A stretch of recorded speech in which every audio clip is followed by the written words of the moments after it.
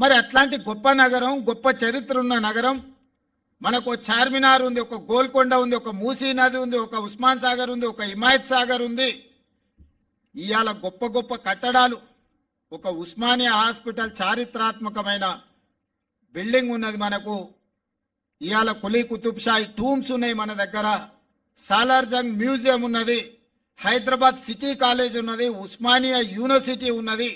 ఈనాడు assembly నడుస్తున్న చారిత్రాత్మకమైన కట్టడాలు మన నగరంలో ఉన్నాయి. ఇదొక్క గొప్ప నగరం, చారిత్రాత్మకమైన నగరం, ప్రపంచంలోనే ఒక అందమైన సుందరమైన నగరం. కానీ ఆక్రమణలకు గురై ప్రభుత్వాల నిర్లక్ష్యానికి లోనై ఇవాళ హైదరాబాద్ నగరం అంటే మొత్తం చెత్త నిండిపోయిందనే కాడికి తీసుకొచ్చారు. చెత్త ఎత్తటోళ్ళు లేరు అనే కాడికి వచ్చింది. ఎంత గొప్ప నగరమైనా, ఎంత మంచి ఇల్లు అయినా, ఎన్ని కోట్ల రూపాయలు పెట్టి ఇటాలియన్ మార్బుల్ వేసి కట్టుకున్నా ఎప్పటికప్పుడు సాఫ్ చేసుకోకపోతే, ఎప్పటికప్పుడు ఊడ్చి తూడ్చుకోకపోతే ఏదైనా మట్టి కొట్టుకొని పోతుంది. ఆ తర్వాత కొంతకాలం అయిపోయినాక చూడబుద్ధి కాకుండా అవుతుంది. అంతేనా? 4 రోజులు స్నానం చేయకపోతే మనం కూడా ఎంత అందంగా ఉన్నా బాగా కనిపించవు, జుట్టంతా అట్లా ఇట్లా అయిపోయి.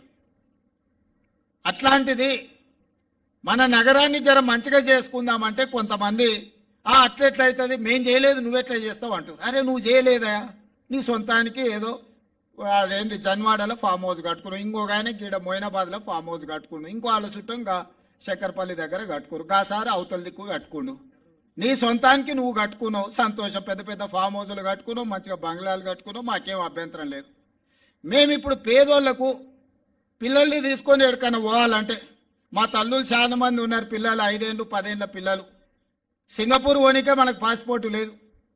సింగపూర్ పోవాలంటే ఇంటి ఆయన పోనీయడు, అంత ఆర్థిక స్తోమత మన దగ్గర లేదు.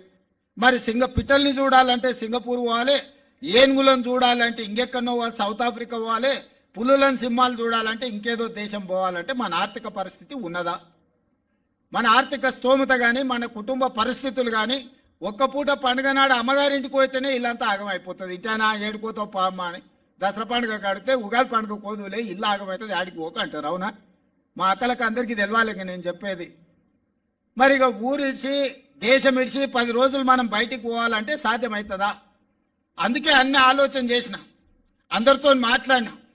నేను కూడా మన ఎమ్మెల్యేలను, కార్పొరేటర్లను అందరినీ ఇతర దేశాలు కూడా పోయి రాపోండి, చూసి రాండి.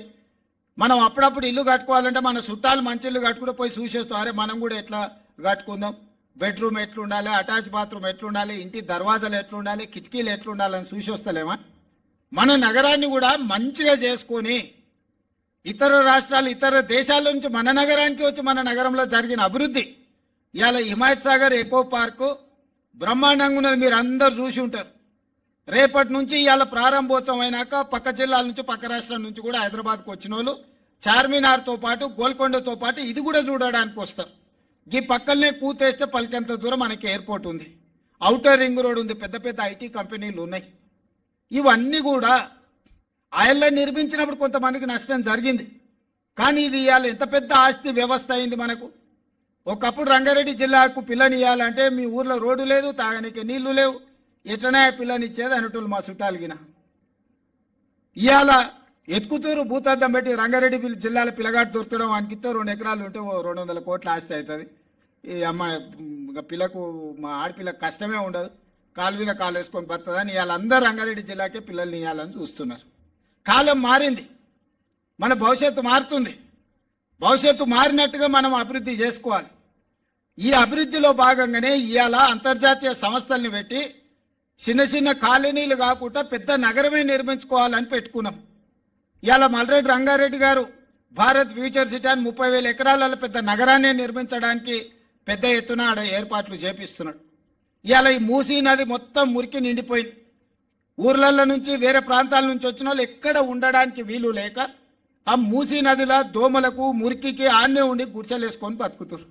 ఎవ్వరు కూడా మురికిలో బతుకోవాలని కోరుకోరు. ఏ విధి లేనప్పుడు, ఏ ఆదరణ లేనప్పుడు, మనకి ఏ అవకాశం లేనప్పుడే పోయి మనము ఎక్కడనో స్లమ్లలోనో, బస్తీలలోనో, లేకపోతే మూసి కాలువ పక్కన మనం బతుకుతున్నాం.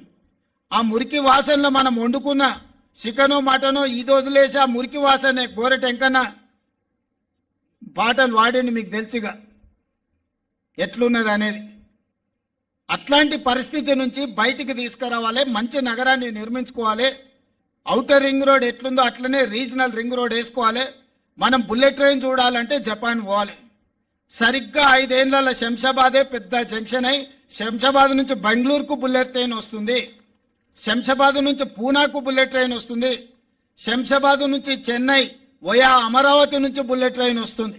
రేపు ఈ దేశంలో ఎవ్వరు బుల్లెట్ ట్రైన్ చూడాలన్నా శంషాబాద్ ఎయిర్పోర్ట్ పక్కలకు రావాల్సిందే.